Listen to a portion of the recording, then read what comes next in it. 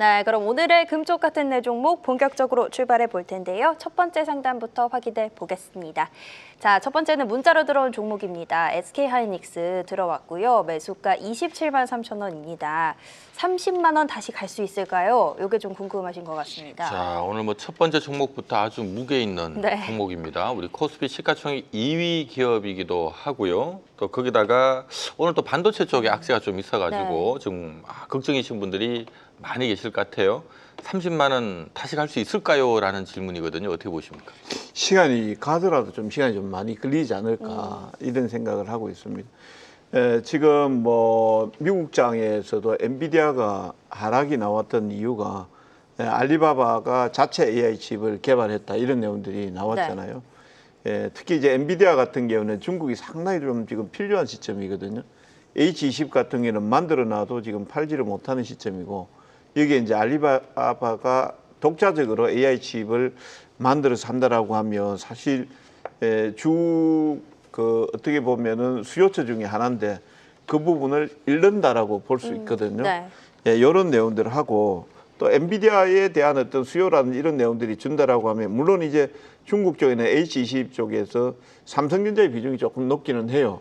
그렇지만 이제 하이닉스도 동반해서 영향을 받을 수 있는 이런 내용들이고 그 다음에 이제 국내 쪽에 한정이 되어 있습니다만 포괄적 승인보다도 이제 건별 승인으로 반도체 장비라든지 이런 내용들이 전개화된다라고 하면 지금 그 삼성전자나 하이닉스 같은 경우에는 낸드 쪽이라든지 그 다음에 레거시 D램 쪽이라든지 이런 쪽은 영향을 받을 수밖에 없는 이런 내용들이고요.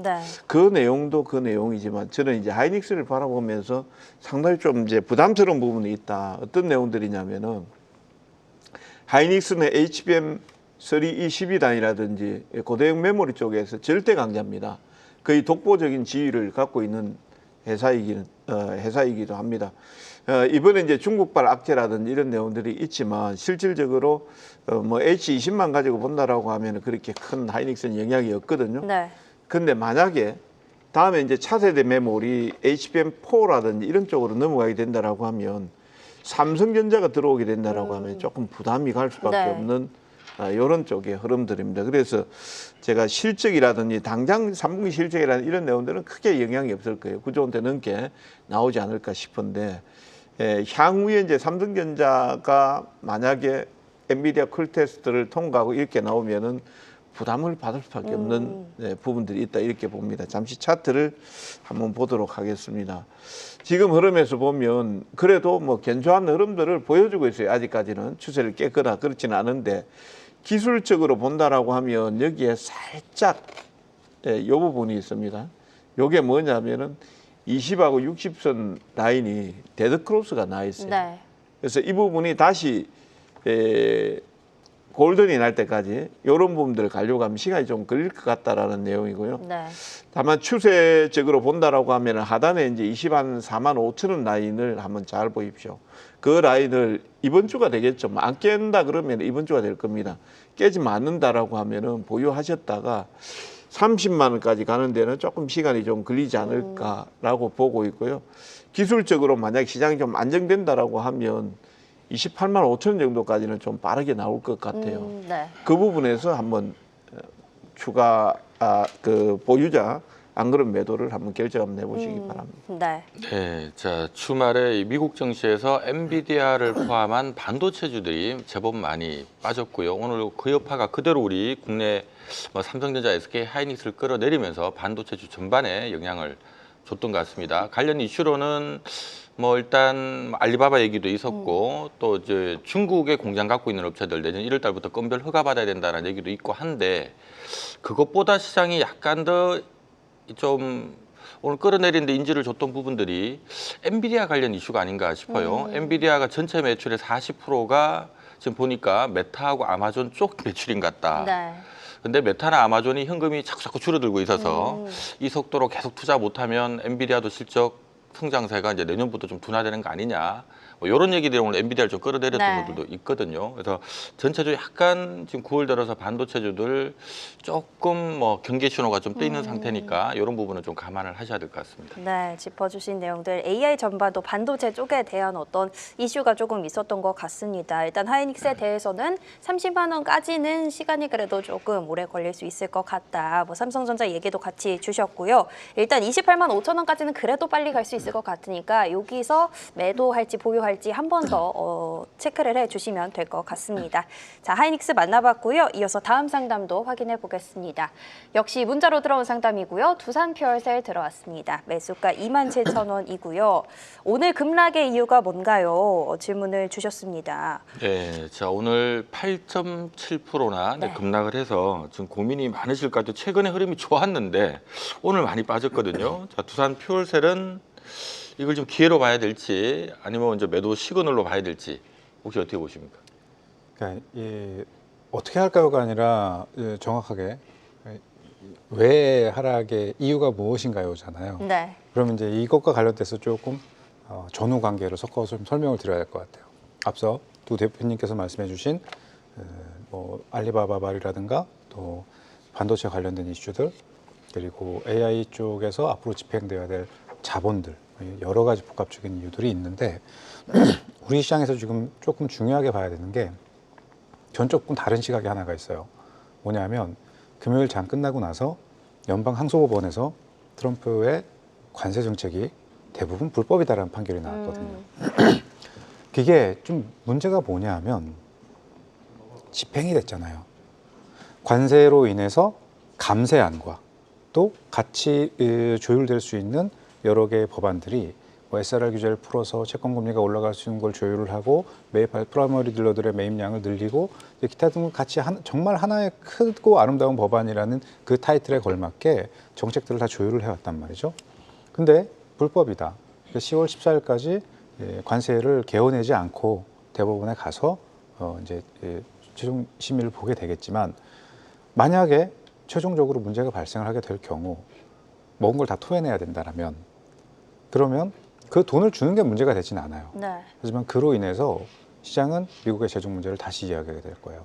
그래서 이게 정말 당장은 문제가 안 되고 한편으로는 일본이나 우리 인도한테는 유리할 수 있다. 관세를 다시 조율할 수 있으니까 이런 이야기도 있고 한축으로는 전체 자산 시장을 좀 경계해야 된다.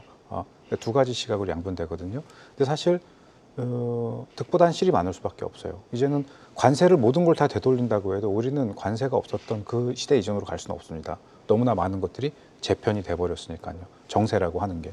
그럼 이제 거기 맞춰서 본다고 할 때 우리가 좀 경계를 해야 되는 거는 주가가 얼마를 떨어진다라고 하는 것도 중요해요. 하지만 주가는 다시 반발할 수 있습니다. 근데 만약에 이번에 환율이 1,410원 위로 올라와서 조금씩 꿈틀거리기 시작하면 오늘부터 이제 CDS 프리미엄도 조금 움직이기 시작을 했는데 이게 가속도를 붙이면 조금 이탈 속도가 빨라질 수 있어요. 그러니까 종목이 나빠서 이 종목이 어때서라는 이유보다 최근 배터리 섹터뿐만이 아니라 조방 원 섹터에서도 ETF가 쭉 종목군들 많이 매입하면서 종목 상승이 들어갔단 말이죠. ETF를 정리를 하면 관련 종목군들이 하락을 하겠죠. 또 그런 ETF들이 더 많이 반응하면 지수 반응을 하겠죠. 그게 오늘의 흐름이었거든요.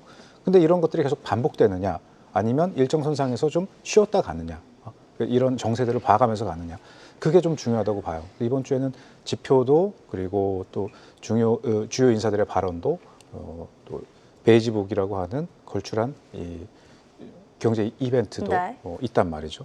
그런 것들을 생각해 봤을 때 주중에 나오는 상황들을 좀 지켜보고 또 정해져 있는 스케줄 외에 변수들 뭐 항소법원뿐만이 아니라 재무부라든가 백악관의 피드 중국의 피드 이런 것들도 시장에 복합적으로 영향을 준다고 봐요.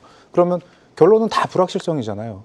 그러니까 뭐 하나가 간다고 해도 일시적인 흐름으로 뭐 1박 2일, 2박 3일 움직임 주고 잠시 쉬어갈 때 물량 하나 터지면 확 하고 튀어나오는 게 반복되고 자꾸 박스권에 갇히려고 하는 흐름들이 보일 수밖에 없다고 보거든요. 그래서 조금 주의하면서 그런 것들을 감안해 봐야지 될 것 같고요. 두산 퓨얼셀을 나온 김에 가격을 좀 보고 짚어보고 가자면은 네. 차트를 보고 이제 설명드리겠습니다. 현재 28,700원이라고 하는 자리가 최근에 들어서 줄 수 있는 임계점이었습니다. 제가 보고 있는 기준에 의해서는 이제 그 구간을 넘나든다는 것은 좀 무리예요. 주가라고 하는 게 오를 수 있는 그 구간의 수급을 갖고 움직일 수 있는 진폭이라고 하는 게 있는데 그 진폭 위로 올라가면 반드시 이렇게 들어오는 경향을 보입니다.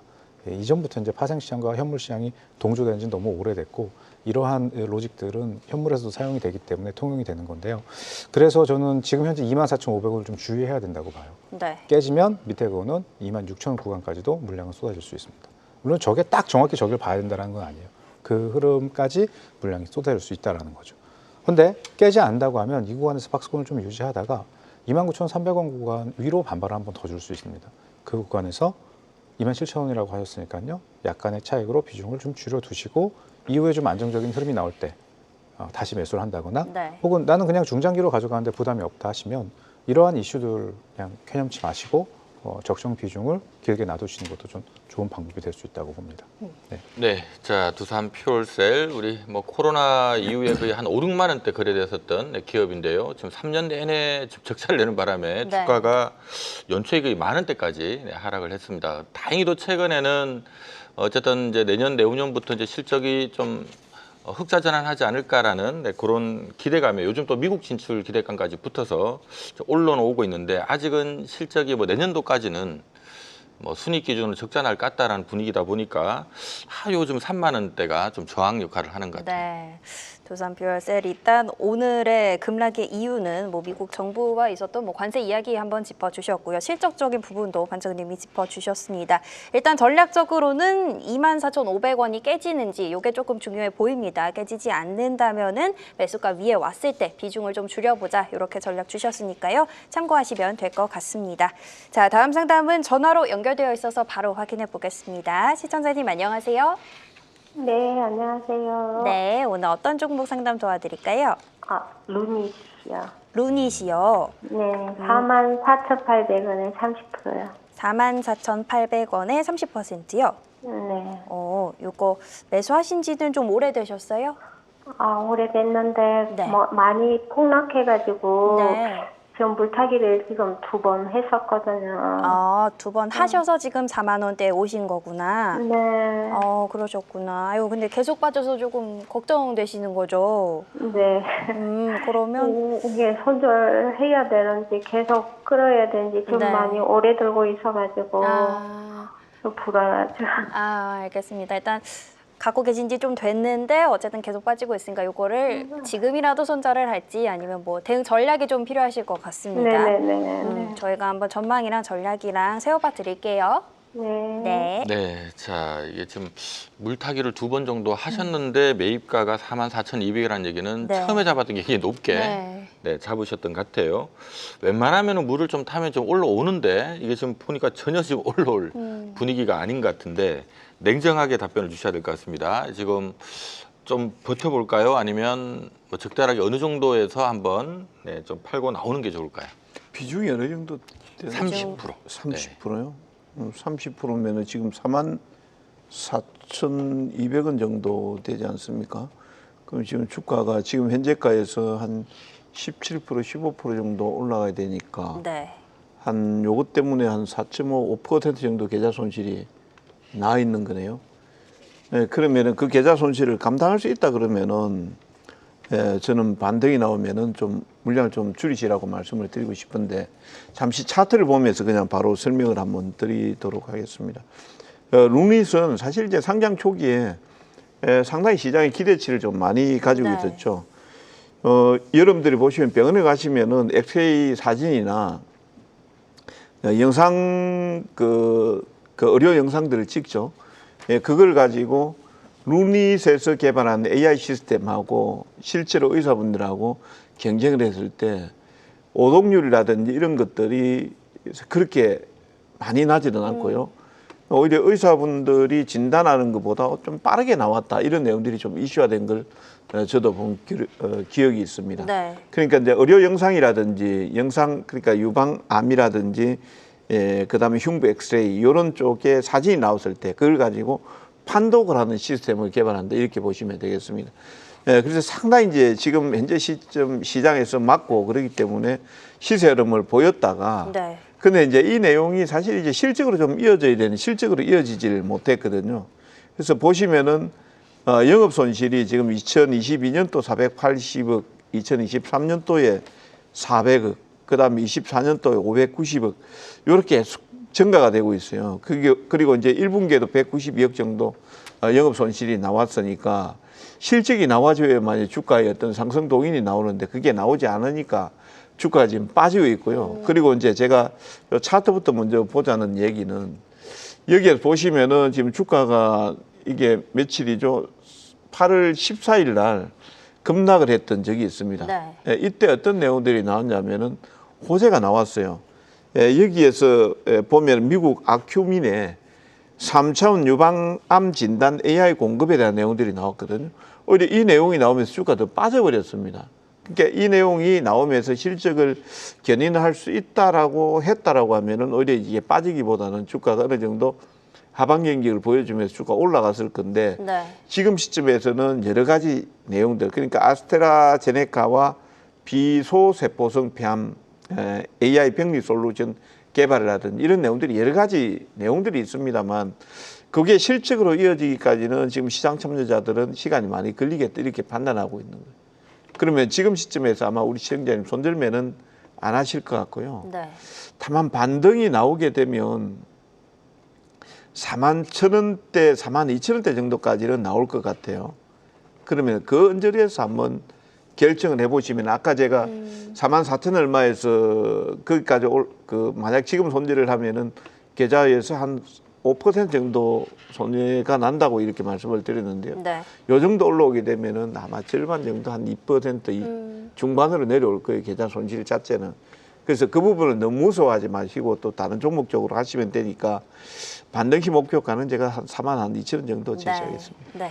네, 자, 참 마이크로소프트하고 지금 협력해가지고 이제 막 우리 뭐 지금 AI 관련된 여러 가지 지금 그 의료 AI 뭐 공동 개발을 하고 있는 기업이라서 상당히 지금 시장에서는 성장성의 점수를 높게 주고 있는데 어쨌든 뭐 당장은 지금 이 실적 나오는데 좀 시간 걸리지 않을까라는 뭐 이런 부분들이 있다 보니까 주가가 힘을 쓰지 네. 못합니다. 근데 당분간은 그래도 한때 그래도 한 3, 4조 평가받았던 기업인데 지금 1조 원이니까 여기서는 조금 반등은 나오긴 나올 것 같은데 네. 세진 않을 것 같으니까 좀 그 점 좀 감안하셔서 방향을 잡으셔야 될 것 같습니다. 네, 올해 초까지만 해도 저도 계속해서 이제 언급했던 종목 중에 하나였던 것 같은데 일단은 지금 상승 동력이 조금 부족하다 말씀을 주셨거든요. 그래도 반등이 41,000원, 42,000원 정도 잡아주셨으니까 여기서 물량을 일단은 조금 줄이자, 매도하자 이렇게 전략 세워드리겠습니다. 자, 다음 상담도 전화로 만나볼게요. 시청자님 안녕하세요. 네, 안녕하세요. 네, 오늘 어떤 종목 고민되세요? APR. APR이요? 네. 요거 매수하신 가격이 어떻게 되실까요? 186,000원. 186,000원이요. 예, 20%. 20%시고요. 예. 오, 그래도 수익은 조금 보셨는데 어떤 게 제일 조금 궁금하실까요? 앞으로 전망하고 좀 더 가져가도 되는지도 궁금하고 대응을 어떻게 해야 되는지 그게 궁금합니다. 알겠습니다. 전망이랑 네. 다시 뭐 올라갈 수 있을지 목표가도 궁금하실까요? 네. 그러면 저희가 그런 시점도 한번 같이 체크해 드릴게요. 네, 감사합니다. 네. 네, 자 APR은 뭐 최근 시장 분위기하고는 뭐 사뭇 상관없이 네. 꾸준하게 지금 추세적으로 네, 올라가고 있습니다. 다만 이제 최근 한 2, 3주 정도는 이제 옆으로 이제 눕기 시작한 것 같은데 누웠다 다시 한번 틀지 계속 누워 있을지 이러다 꺾여버릴지 이게 지금 관건인 것 같거든요. 어떻게 보십니까? 우리가요 찜질방을 가면요 네. 네. 다들 앉아서 TV를 보고 있는데 누워 있는 사람이 꼭 한두 명씩 있거든요. 네. 네. 그러면은 이게 그 사람이 누워 있는 이유가 있을 거 아닙니까? 그렇죠. 자, 이 종목도 지금 마찬가지예요.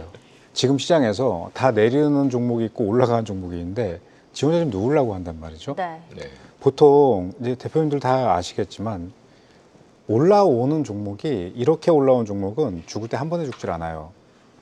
반드시 몇 번을 주고 위에서 흐름을 만들고 내려오는 흐름이 나오거든요. 근데 여기서 이게 언제 어떻게 어디까지 가냐 못 가냐를 이야기하기 이전에 여기를 왜 올라왔냐가 중요한 것 같아요. 그 사람이 왜 사우나에서 누워 있는지가 중요한 것 같아요. 졸려서 자는 걸 수도 있겠고 어지러워서 누워 있는 걸 수도 있겠죠. 마찬가지로 이 종목이 여기를 왜 올라왔냐가 왜 중요하냐면 지금 9월 10일 기준으로 MSCI 편입이 예정되어 있거든요. 거기에 포함된 종목들이 거의 다 비슷한 양상을 보여요. 그리고 대형주에서 빠져나서 중형주로 편입되는 애들이 있고 중형주 대형주로 편입되는 것들이 있고 그러니까 이제 MSCI 펀드에서 리밸런싱이 들어가면은 꼭 편입되는 종목과 편출되는 종목군들에 대해서 색이 좀 갈립니다.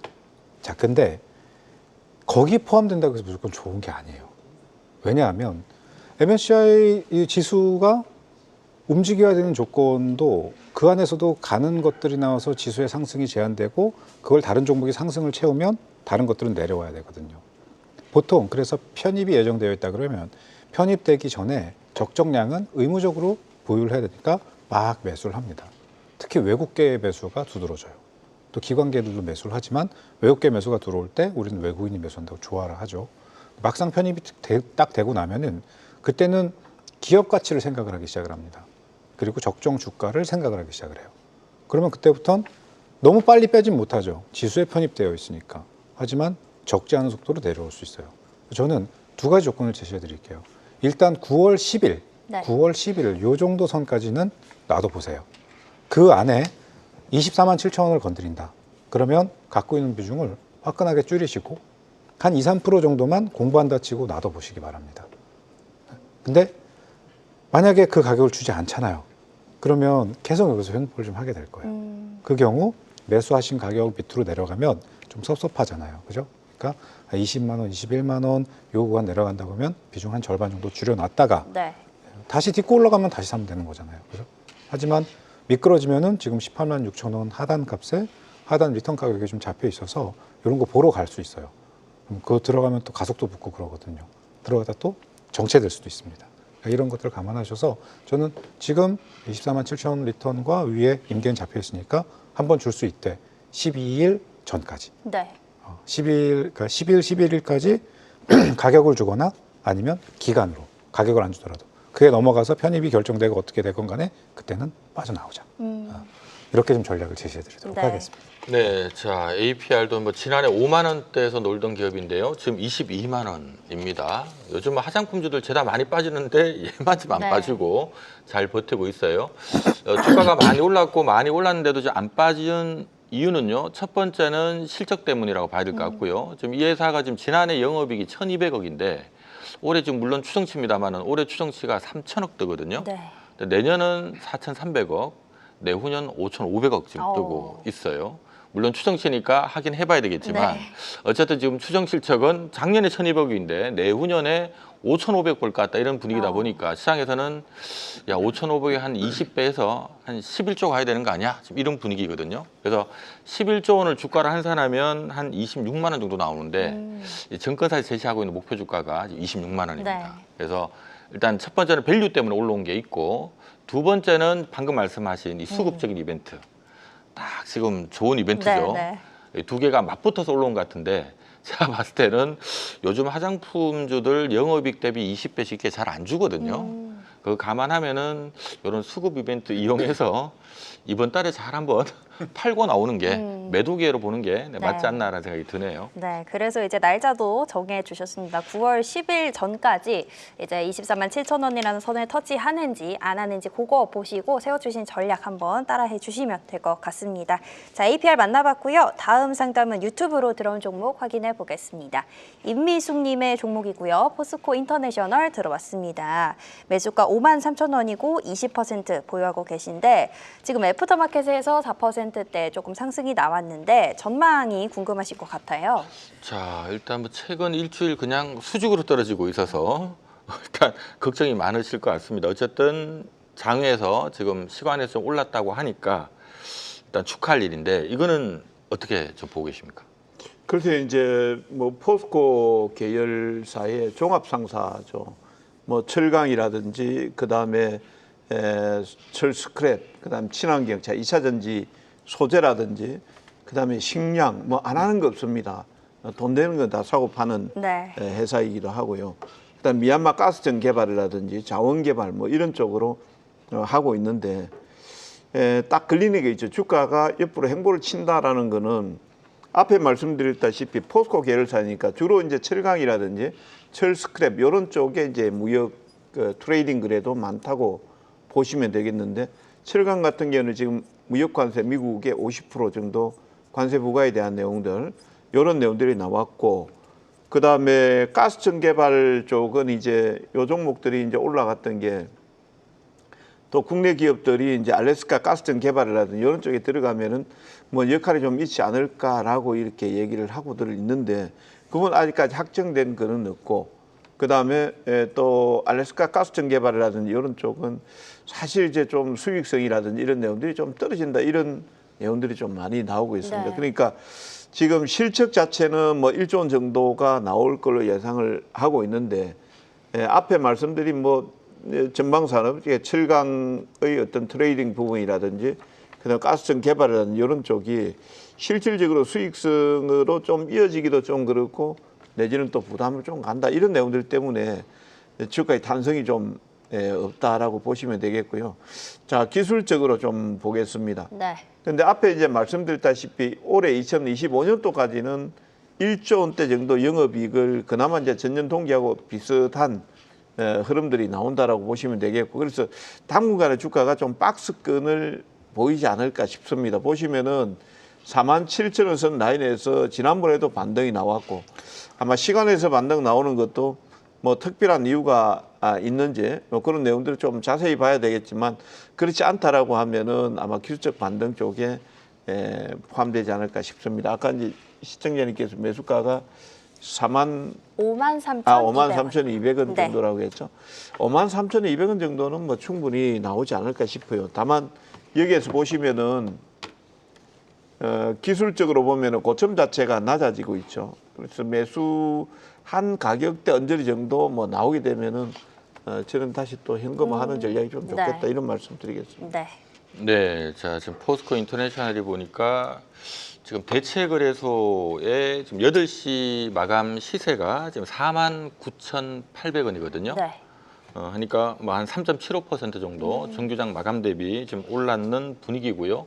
올랐던 이유가 지금 보니까 북미 전기차 업체로부터 6천억짜리 지금 구동모터 수주받았다는 공시가 뜬 것 같습니다. 이러면 내일은 일단 올라갈 것 같은데 네.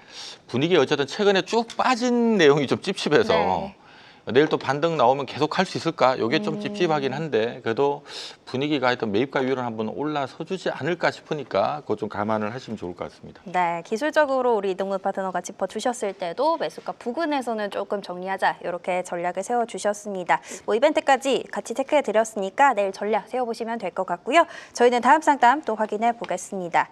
자, 우리 애타게 요청하신 가나다라님의 종목입니다. 심택이고요. 매수하신 가격 25,000원에 70%입니다. 비중이 조금 있으신데 며칠 만에 지금 목표가를 3만 원에서 본전으로 좀 바꿔야 되는지 걱정이 많으신 것 같아요. 자, 심택은 저희가 지금 이 시간에 단골 종목인 네. 것 같아요. 뭐 잊을만 하면 이렇게 자꾸 문의가 들어온 종목인데 자, 최근 분위기 나쁘지 않았는데 오늘 좀 오늘 반도체주 빠지면서 같이 빠진 것 같습니다. 심택은 어떻게 대응하면 좋을까요?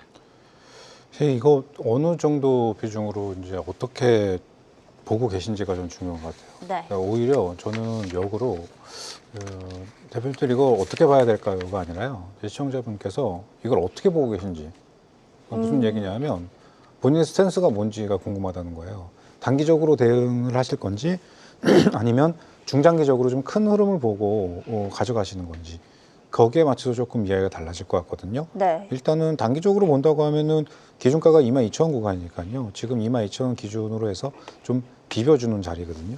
구간 자체는 수치적으로 볼 때. 근데 결과적으로는 저는 심택을 꽤 오래전부터 관심을 가졌던 종목이라서 네. 그때부터 보고 있던 상단 가격이 36,000원 구간이에요. 아직 36,000원 구간 다 오지가 않았잖아요. 네. 천천히 흐름은 보러 갈 거라고 봅니다만 이슈에 민감하겠죠. 아무래도 이슈에 아무래도 민감할 거고 또 엔비디아 이야기 나올 때마다 또 반도체 이야기 나올 때마다 반대로 반도체 이야기가 아님에도 불구하고 삼성전자 하이닉스가 지수를 조율하는 데 활용이 되고 수급이 빠져나가면 덩달아 같이 좀 반응을 할 수 있겠죠. 그러니까 이런 모든 풍지편파와 환란을 견디실 수 있다고 하면은 전 충분히 32,500원, 35,000원이라는 구간까지 가는 게 부담이 없다고 봐요. 다만 그 이제 시간적인 부분들을 스스로가 내가 지금 여기 들어가 있는 자금이 몇 달 후에 써야 되는 돈이다. 혹은 내년에 빼줘야 되는 전세금이다. 이러면 이제 피곤해진단 말이죠. 네. 네. 그런 게 아니라고 한다면 저는 중기 관점, 중장기 관점으로 나도 괜찮다고 봅니다. 하지만 단기 관점으로 보고 계시다라고 하면 22,000원 밑으로 내려올 때 매수를 하셔서 올라올 때 지금 현재 구간의 박스권 위로 돌파하는 것까지를 대응점으로 보시면 괜찮을 것 같아요. 네.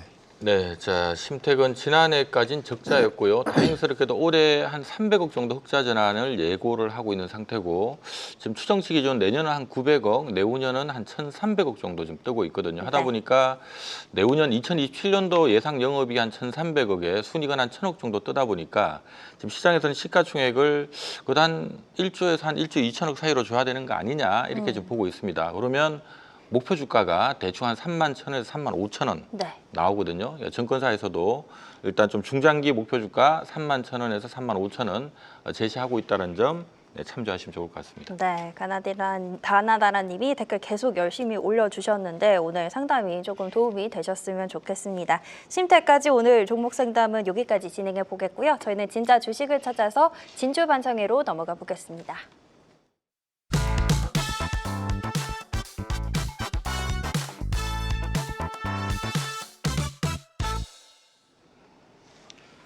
자, 이제 두 분이 가져오신 진짜 주식도 바로 확인을 해봐야 될 텐데요. 오늘의 유망주 주제부터 확인해 보겠습니다.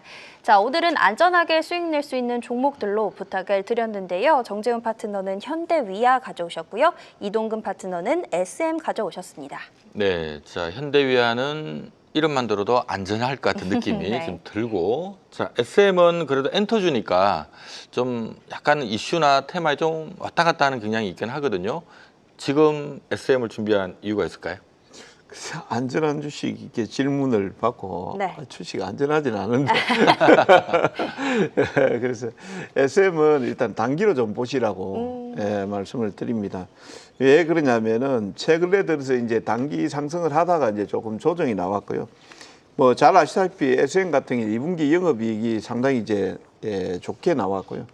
3분기도 예상 영업이익이 한 490억 정도 예상을 하고 있고, 올해 전반적으로 작년도 대비해서 영업이익 자체가 1688억, 그렇게 2024년도에 870억 정도니까 그건 한 2배 정도 영업이익이 성장을 하고 있다, 이렇게 보시면 될 것 같고요. 여기에 이제 10월 달이죠. 10월 달에 에스파, 뭐 SM은 상당히 이제 소속 연예인들을 많이 보유를 하고 있는데, 단독 콘서트가 10월 달에 일본에서 한 15회 정도 열리게 됩니다.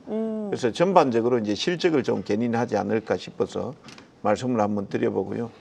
자, 차트 한번 보면은요, 주가 좀 많이 올랐고, 사실은 이제 직전 고점대 라인에서 저항을 받을 수도 있습니다. 다만 이제 단기적으로 보면은 최근 급등 이후에 60선 라인에서 지지점을 형성을 하고 있기 때문에 뭐 짧게 뭐 이번 주 안에는 수익을 좀 볼 수 있지 않을까 싶어서 말씀드려봅니다. 네. 네, 자, SM 얘기 들어봤고요.